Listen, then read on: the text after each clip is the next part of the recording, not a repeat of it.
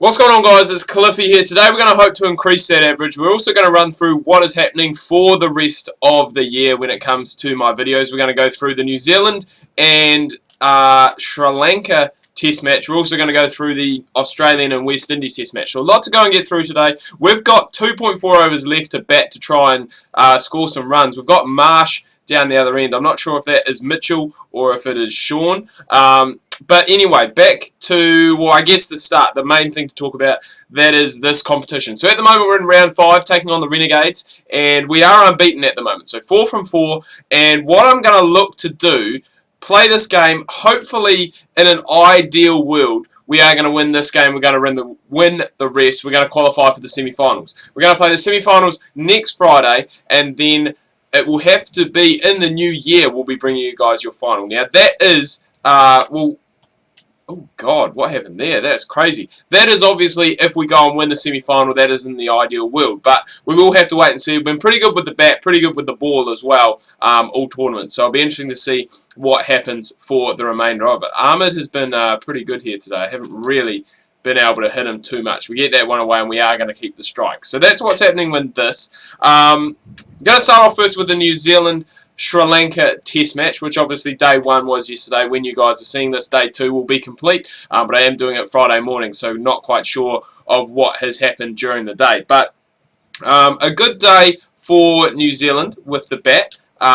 Finishing up, I think they're about a 408 for 8 or something like that. Guptill found some form. He was 156 was his top score. Williamson made 88. He got out a ball, or maybe 2 balls before tea, so we'll be a wee bit disappointed with that he couldn't go on and get another 50. I think I read a stat somewhere that it is Williamson's 13th time this year in one-day internationals of scoring 85 or more runs in an innings, which I think is a record in itself. So well done to Kano for obviously getting that. I don't really know what the point that was for Mitchell Marsh.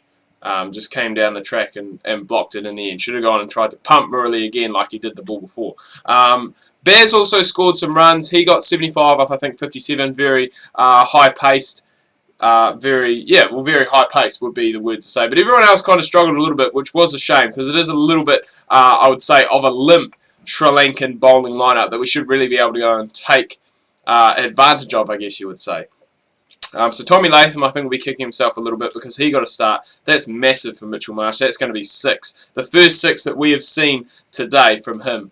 Obviously not from us because we're only 3 off 5. And it is nice just to really see him down the other end just scoring some runs. So last over, what can we do? We just want to go and try and really, I was going to say, rotate the strike over. Give it to Marsh because he's striking it bloody well. But yeah, back to that New Zealand test. But I wouldn't say disappointed, but I think Tommy Latham will be disappointed with himself because it looks like a pretty good track that once you get in, you're sorted on. He got a start but couldn't quite go and kick on, which normally happens. Well, normally it's reverse, you know. Normally it is Guptill that will go and get the start and then can't quite kick on and get that big score. He made it count today, which is good. It's good to see. Guptill seems to be one of those guys that seems to perform really well at home, but you take him touring anywhere and he's not the greatest batsman in the world. That one there has flown off the bat. But a lot of people are saying, why was he included in the test series against Australia? I was one of those guys, and I think it was a lot on the back of his one-day performance in the World Cup where he scored all those runs. And I think he got found out a little bit in Australia.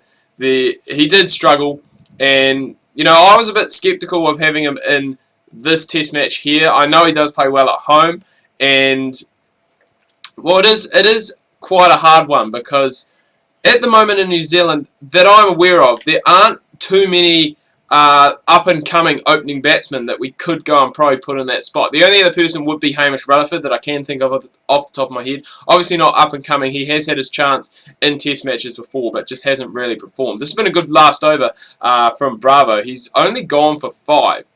So 4 for 153 is what we finish on. It's going to take a good bowling effort to go and defend this from the Scorchers to keep that unbeaten run alive. But we do have 2 guys in our side who have made a truckload of runs in the first day of the Australia vs West Indies test match. And that is Sean Marsh and Adam Voges. Now, I'm not quite sure exactly on how many each is on. I know Australia are 400 plus. I think they're about 430 for 3 maybe.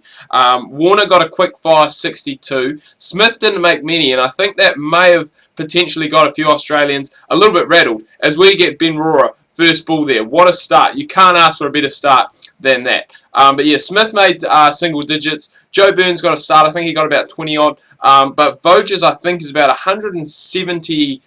I can't remember. He's 170 something not out.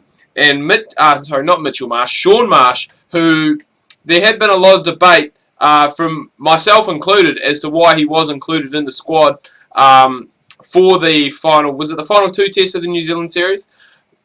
But he's gone and really, I guess, shown his worth here today. Again, against probably a wee lacklustre West Indies bowling attack. The pitch probably isn't helping either. We're actually on a hat-trick here. We took a caught and bowled last ball. And almost got it there again. But, yeah, a bit of a lacklustre West Indies bowling attack, I would say. I think they really are going to struggle this series, just like I think Sri Lanka probably are going to struggle in New Zealand. I think this game here probably is going to be a draw. There's a lot of talk about the pitch, just back to the New Zealand-Sri Lanka game. There's a lot of talk about the pitch, how it's not going to break up, how it's not really ideal for bowling on, like it is a pitch that I think the last 3 games have been draws on there, so it will be interesting to see what does happen in that. But back to Sean Marsh, I think he has gone and cemented his place for a little bit longer anyway. It's going to be interesting to see what happens now that he has gone and scored these runs. Once Usman Khawaja comes back, how does he fit into the piece? How do they fit everything into the puzzle? And that, I think, is going to be a real hard one, because I think if they are struggling for fast bowling stocks, maybe you could go and do what they have done with Mitchell Marsh in one-day internationals and bat him at number 8. But I think if you bat him at number 8, then you have to drop one of your seamers, which I don't think Australia will really want to do, because I've got that really good core now. Obviously, Mitchell Stark is missing, but Peter Siddle's been bowling well. Pattinson, from what I hear, has been bowling well domestically. And who's the other one? Pattinson, Johnson. Oh, Josh Hazlewood. You can't drop Josh Hazlewood. He has been absolutely outstanding this summer. So you can't drop him. So it makes it real hard. And Nathan Lyon, you obviously always want to go in with that spinning option. So it does make it difficult. That would be, you know, if they were struggling, if maybe Pattinson wasn't performing, or Josh Hazlewood needed a rest or something, potentially that could be a move they could go for. Shuffle some players down, maybe move Voges down to 6, keep Marsh at 4. Keep Marsh at 5, Voges to 6. Smith to 4, Khawaja to 3, possibly. It's something they could go for, but I don't think they are going to give up on Mitchell Marsh. That's another thing that has been a lot of talking, well, it has been a big talking point going into this test. Would Peter Neville be elevated above Mitchell Marsh? And he bats 6, Mitchell Marsh bats 7.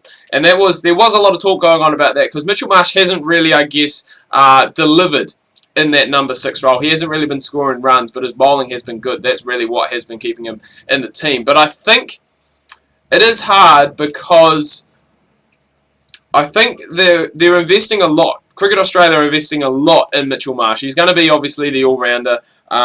You know, he is still young. He could potentially be still that all-rounder for the next 10 years or so. So they have placed plenty of trust in him. And I think that's what they need to do. I think they do need to give him an extended run in the team. I think he's one of those guys that, you know, either his batting's going to be really good or his bowling's going to be real good. I don't think they're both going to be, you know, like he's not going to be, I'm trying to think of an all-rounder who was really balanced with both bat and ball like every single test match. And it is hard to think of off the top of my head. But, yeah, I think he's one of those guys. As Neville gets lucky there, gets a big wee outside edge. Would have flown to first slip had we had one there. But I think Mitchell Marsh is one of those guys that I think kind of needs to play a little bit like Brendan McCullum. Now, I'm not comparing him directly to Brendan McCullum. I think McCullum obviously a fair bit on in his international career, coming towards the end of his international career. But I think Mitchell Marsh needs to play a little bit like that. Like, not as aggressive as Brendan McCullum, because I don't think he is that kind of player. But I think in tests, and someone did make this point, I think it was in commentary, I can't quite remember who it was, but when Marsh tries to play defensively, that's when he goes and gets out. So I think he needs to obviously play aggressively, but play smart aggressively. Like, you don't want to be going out there and just trying to blast everything for 6, because that is how you are going to go and get out. But if he goes out there and plays aggressively, tries not to get bogged down, and tries to keep the scoreboard ticking over, I think that's the kind of player Mitchell Marsh is. And I think if he can do that, he will probably succeed at test match level. He is obviously going to fail sometimes, because that tactic doesn't always work. I mean, look at McCullum in the Australian series. Really didn't work for him, but now he's come back and obviously scored a massive 75 or 57 in the first test against Sri Lanka. So I can't believe we made it onto the top run scorers. That's crazy. 6 not out off 8. We get 2 for 4. Mitchell Marsh, the man I was just talking about, he gets man of the match. 23 not out off 13.